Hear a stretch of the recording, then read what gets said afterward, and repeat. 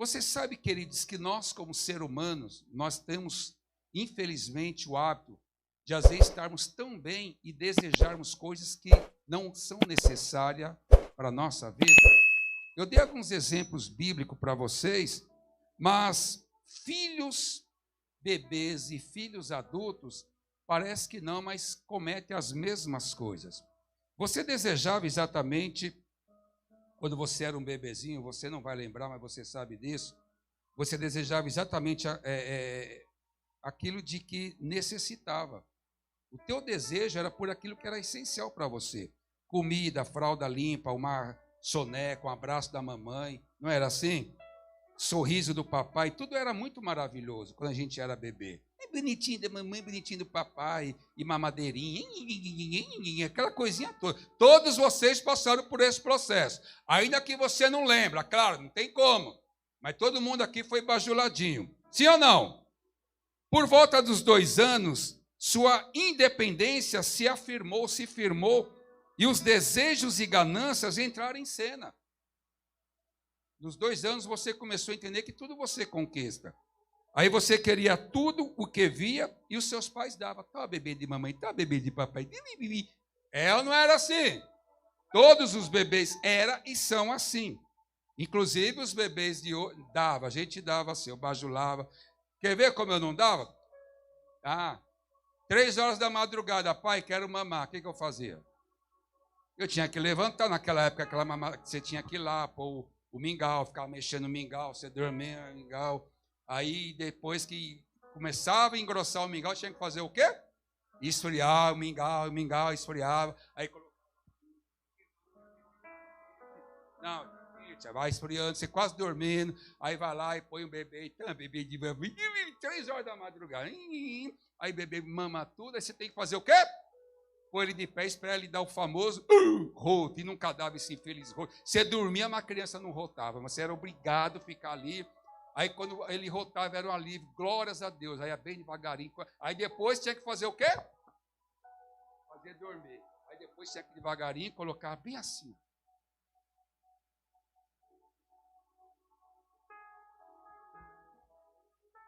Aí tirava a mão. Você ia bem quietinho. Quando você deitava, colocava a cabeça no travesseiro, o que acontecia? Aí vai você de novo. Então, tinha todos esses privilégios, né? E aí, o que acontece? Com 2 anos, você entende que uma palavra foi muito usada. Meu, é meu, é meu, é meu. A maioria são assim. Claro que alguns não, mas essa mimação, ainda mais os filhos de hoje. A pastora falou, eu não, e realmente é verdade.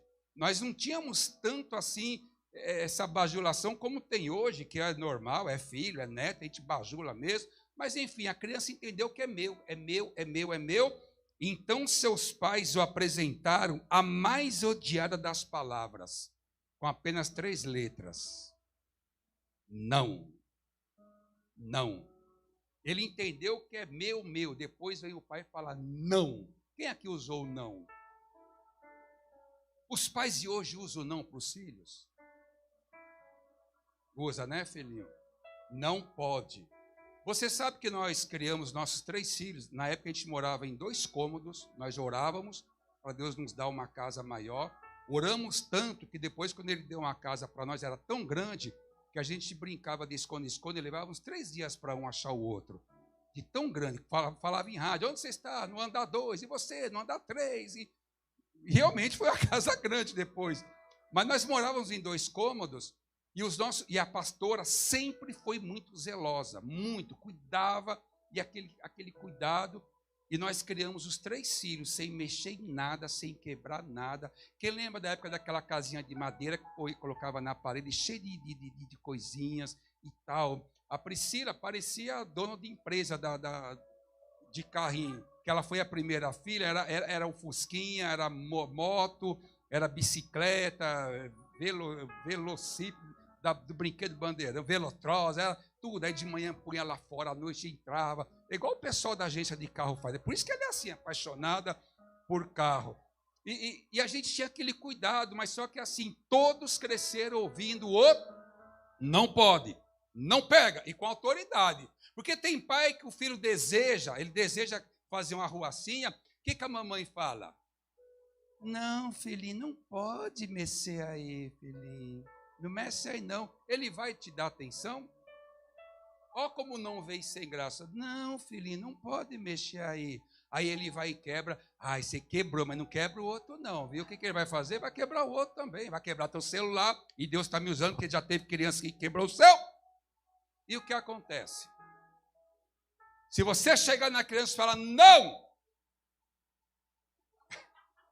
é duas bênçãos. Um susto, ele nunca mais vai.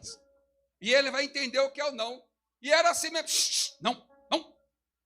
Não pega. Lembra-me da banana que ia lá em casa, quando a pastora orava? Que ele via lá e comia todas as bananas da gente? Aí um dia eu falei, hoje eu pego esse menino. Escondeu uma banana lá no nosso quarto. Quando ele entrou, ele não viu a banana na cozinha e procurando banana. Aí quando ele chegou lá no quarto, ele estava lá. Quando ele viu, eu falei, não pega isso. Nunca mais ele entrou no quarto. O desejo era grande, mas a necessidade era de ouvir o não. Nós precisamos aprender a valorizar mais o não. Os filhos de hoje, gente, você vai visitar os bebês de 1, 2 meses, eu fui visitar um, berço lindo, e tinha já um suporte de celular. Um suporte para ele ficar deitadinho olhando aqui. É muito engraçado. Um mês assistindo Netflix. Que diacho, rapaz. Oxe, na minha época, para centralizar um canal, dia de chuva, chovendo, ele tinha que subir no telhado e ficar gritando, pegou! E a pastora e as crianças lá embaixo, não! A casa aqui, depois que a gente mudou para uma casa maior, que são 3 lajes, 4 lajes. Lembra que eu subia lá, e quando era na Karina, eu falava, ó, Karina, você fica na escada, o Danilo lá embaixo, o Thiago lá, e vocês me avisam, para mim não ficar mudando. Aí eu ficava pegando, ninguém falava, ninguém vai me dar. Então, era assim no nosso tempo, agora aquela vez, é hora dele se lascar um pouquinho. Não, vem tudo bonitinho. Aquele celularzinho bonitinho, coloridinho. E, pastor, onde é que está errado isso daí? Não tem nenhum problema. Segundo a ordem mundial, de 0 até 2 anos, não pode ver nenhuma tela. De 0 até 2 anos, tá? Segundo a ordem mundial. De 2 anos até 6 anos, só meia hora por dia. E de 12 anos para cima, 1 a 2 horas no máximo. Mas, infelizmente, hoje em dia, a média de brasileiro de ver celular são somente 6 horas por dia. Não tem nenhum problema, né, gente? É um desejo que não é necessário, porque o problema não é o celular, é o que está vendo, está edificando em quê, está resolvendo o quê a sua vida? Você está fazendo o quê? Está dando like, ibope para o outro lado e você? Que ibope você tem? Você está ajudando o outro lado lá e você está fazendo o quê do seu lado? Essa é a questão. Até onde os nossos desejos, eles têm que ser limitados para a gente entrar nas necessidades.